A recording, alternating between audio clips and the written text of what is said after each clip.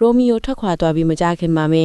လင်းရောင်ကြီးဟာဂျူလီယက်အခန်းထဲကိုကျူးကျော်ဝင်ရောက်လာပါတယ်။ဒါပေမဲ့ဂျူလီယက်ရဲ့နှလုံးသားထဲမှာတော့အမောင်ထူးကကြီးစိုးနေတော့မှာပဲ။သူမဟာဝရန်ဒါမှာရက်ပြီးရိုမီယိုပျောက်ကွယ်သွားတဲ့လမ်းကလေးကိုငေးကြည့်နေတော့မှာပဲ။သူမရဲ့မိခင်တခင်မကြီးကက်တီကူလက်ရောက်လာပါတယ်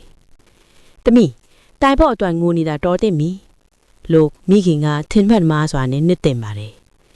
မင်းရဲ့ဝမ်းနည်းမှုတွေကိုပျော်ရွှင်မှုနဲ့အစားထိုးဖို့မိအဖေကတည်င်းကောင်းတစ်ခုစီစဉ်ထားတယ်။လာမယ့်ကြာသပတေးနေ့မနေ့မှာမိညက်နဲ့ပါရီမျိုးစားလေးနဲ့မင်းကိုလက်ထပ်ပေးတော့မယ်။ဂျူလီယက်ဟာထိတ်လန့်တုန်လှုပ်သွားပြီးချက်ချင်းပဲငင်းဆိုလိုက်ပါတယ်။အမေ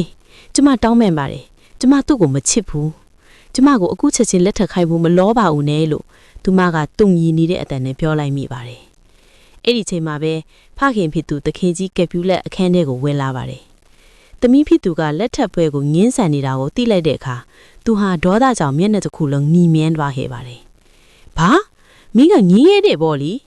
လို့သူကဟင်းဟောက်လိုက်ပါတယ်။ငါကမင်းအတွက်တင့်တော်တဲ့ခင်မွန်းလောင်းကိုခက်ခဲရှာပေးထားတာ။မင်းကအဖြစ်စကားကိုနားမထောင်တဲ့ကောင်မလေးလား။ဂျူလီယက်ဟာဖခင်ရဲ့ချီရင်မှာဒူးထောင်ပြီးတောင်းပန်ရှာပါတယ်။အဖေကျမချီရင်မှာဝက်ဆက်တွားပြီးတောင်းပန်ပါတယ်။ကျမကိုနားလည်ပေးပါ။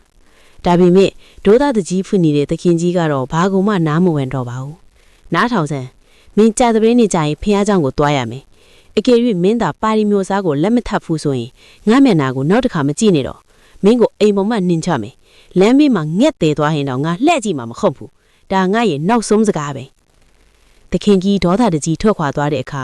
ဂျူလီယက်ဟာအားကိုးရမဲ့စွာနဲ့သူမရဲ့အထင်းတော်ကြီးဘက်ကိုလှည့်ကြည့်လိုက်ပါတယ်။အထင်းတော်ကြီးကျမဘာလုပ်ရမလဲ။ကျမမှာရိုမီယိုဆိုတဲ့ခင်မွန်ရှိနေပြီလေ။ကျမကိုကူညီပါဦး။ဒါပေမဲ့အမြဲတမ်းအလိုလိုက်ခဲ့တဲ့အထင်းတော်ကြီးကတော့အခုတော့လက်တွေ့ဆန်အကြံကိုပဲပေးပါတော့တယ်။သမီးရိုမီယိုကအခုတော့နှင်ထုတ်ခံရပြီသားပဲ။သူကပြန်လာနိုင်မှာမဟုတ်တော့ဘူး။ပါရီမျိုးစားကချောတယ်ချမ်းလဲချမ်းသာတယ်။သူ့ကိုပဲလက်ချက်လိုက်တာကမင်းတို့ပိုကောင်းလိမ့်မယ်။ဂျူလီယက်ဟာအငေါလွန်းလို့စကားတောင်မပြောနိုင်တော့ပါဘူး။သူမအယုံကြည်ဆုံးလူကတော့သူမကိုတစ္ဆာဖောက်ဖို့အကြံပေးနေပြီမဟုတ်လား။သူမဟာမျက်ရည်တွေကိုတုတ်လိုက်ပြီးအေးစစ်တဲ့အကြည့်နဲ့ဖြိုးလိုက်ပါတယ်။ကောင်းပြီ။အထင်းတော်ကြီးပြောတာမှန်ပါတယ်။ကျမအမားလုပ်မိလို့နောင်တော့ရဲ့တဲ့အကြောင်းအဖေကိုပြောပေးပါ။ကျမအခုဖုန်းတော်လေးလော်ရင်စီကိုတွားပြီးအဖြစ်ဖြေဦးမယ်။အထင်းတော်ကြီးထွက်ခွာသွားတဲ့အခါမှာတော့ဂျူလီယက်ကတယောက်တည်းရည်ရွတ်လိုက်ပါတယ်။ငါနှလုံးသားကိုငေါ့အထင်းတော်ကတော့စွန့်ခွာသွားပြီပဲ။အကယ်၍ဖုန်းတော်လေးစီမှာအဖေမရှိဘူးဆိုရင်ငါမှတေချင်းဆိုတဲ့အဖေတစ်ခုတော့ရှိနေပါသေးတယ်။ဖုန်းတော်ကြီးလော်ရန့်စ်ရဲ့အခန်းငယ်လေးထဲမှာဂျူလီယက်ဟာရှိတ်ကြီးတငင်ငိုကြွေးနေပါတယ်။သူမရဲ့လက်ထဲမှာတော့ခြုံထက်တဲ့ဓားမြောင်လေးတစ်စင်းကိုကြစ်ပါအောင်စုပ်ကင်ထားရင်အရှင်ဘုရားကျမကိုကူညီပါအောင်ပါရီမြို့စားနဲ့လက်ထက်ရမယ့်အစားကျမကိုတတ်တယ်ဖို့အစင်တင်ပါပဲကျမရဲ့နှလုံးသားကရိုမီယိုအတွက်ပဲဖြစ်ရမယ်လို့တောင်းဆိုနေရှာတယ်ဖုန်းတော်ကြီးဟာဂျူလီယက်ရဲ့ပြတ်သားတဲ့စိတ်ကိုမြင်တော့တက်ပြင်းချလိုက်ပါတယ်သူဟာအခန်းထောင်ကတိတ်တာလေးတွေကနေဖန်ပလင်းအသေးလေးတစ်လုံးကိုထုတ်ယူလိုက်တယ်သမီးနားထောင်ပါငါမှာအန်ရီရှိတဲ့အစီအစဉ်တစ်ခုရှိတယ်ဒါပေမဲ့သမီးမှာတေယာမာကိုမကြောက်တဲ့တက်တိရှိဖို့လိုတယ်လို့ဖုန်းတော်ကြီးကလေတံတွတ်တွန်းနဲ့ပြောလိုက်ပါတယ်ဂျူလီယက်ကမျက်ရည်ကိုတုပ်ပြီးရိုမီယိုနဲ့ပြန်ဆောင်ရမယ်ဆိုရင်ကျမတင်ချိုင်းကိုထဲမှာအလောင်းတွေနဲ့အတူနေဖို့တောင်မကြောက်ပါဘူးလို့ပြန်ဖြေပါတယ်ဖုန်းတော်ကြီးကစေးရည်ပလင်းလေးကိုကမ်းပိန်ရင်ရှင်းပြပါတယ်ဒီညမှာသမီးတယောက်သေးအိပ်ပါအိတ်ခါနီးရင်ဒီစေးရည်ကိုတောက်လိုက်ပါဒါကိုတောက်လိုက်တာနဲ့သမီးရဲ့သွေးခုန်နှုံတွေရက်သွားလိမ့်မယ်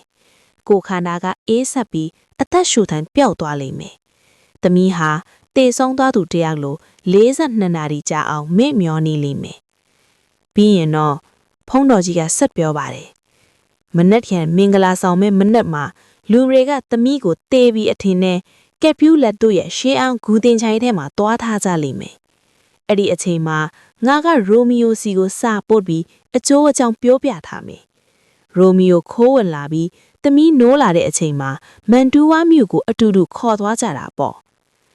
ဂျူလီယက်ဟာစေးရည်ပလင်းလေးကိုတုံယူနေတဲ့လက်တွေနဲ့လှမ်းယူလိုက်ပါတယ်ဒါဟာ သူမအတွက်တော့တခုတည်းတော့မျောလင်းချက်အလင်းတန်းပါပဲအချစ်ကပဲကျမကိုတက်တီပေးပါစေလို့ရည်ရွတ်ရင်သူမဟာအိမ်ကိုပြန်လာခဲ့ပါတယ်အိမ်ရောက်တဲ့အခါမှာတော့ဂျူလီယက်ဟာသူမရဲ့ဖခင်ရှေ့မှာဒူးထောက်ပြီးအဖေကျမအမားကိုတိပါသည်ပါရီမြို့စားနဲ့လက်ထပ်ဖို့သဘောတူရရဲ့လို့လိန်ညာဘရော့ဆိုလိုက်ပါတယ်တခင်ကြီးကပြူလက်ထားအနွန်ဝမ်းသာသွားပြီးမင်္ဂလာပွဲကိုပိုးတောင်စောပြီးကျင်းပဖို့ပြင်ဆင်တော့တာပေါ့အဲ့ဒီညကတော့ဂျူလီယက်ဟာသူမရဲ့အိတ်ခမ်းထဲမှာတယောက်တည်းကြံရည်ခဲ့ပါတယ်သူမဟာဆေးပလင်းလေးကိုကြည့်ပြီးကြောက်စိတ်တွေဝင်လာခဲ့ပါတယ်တကယ်လို့ဒီဆေးကအစိတ်ဖြစ်နေရင်ကောတကယ်လို့ရိုမီယိုမလာခင်ငါတင်ချိုင်းထဲမှာစောစောနိုးလာပြီးအောက်ဆီဂျင်ပြစ်ပြီးတေသွားရင်ကော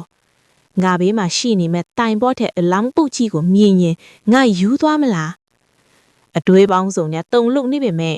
ရိုမီယိုရဲ့မျက်နှာကိုမြင်အောင်လိုက်တဲ့အခါမှာသူမရဲ့တက်တီတွေပြန်တက်လာပါတယ်ရိုမီယိုရှယ်နဲ့ပြန်ဆုံဖို့အတွက်ကျမဒါကိုတောက်လိုက်ပါပြီဂျူလီယက်ဟာဆေးရည်ကိုကြိုက်မြဲနဲ့တောက်လိုက်ပြီးကုတဲ့ပုံမှာလဲလျံလိုက်တော့ပါတယ်သူမရဲ့ခန္ဓာကိုယ်ဟာတဖြည်းဖြည်းအေးဆက်သွားပြီးအသက်ရှူသံတွေငင်တက်သွားခဲ့ပါပြီ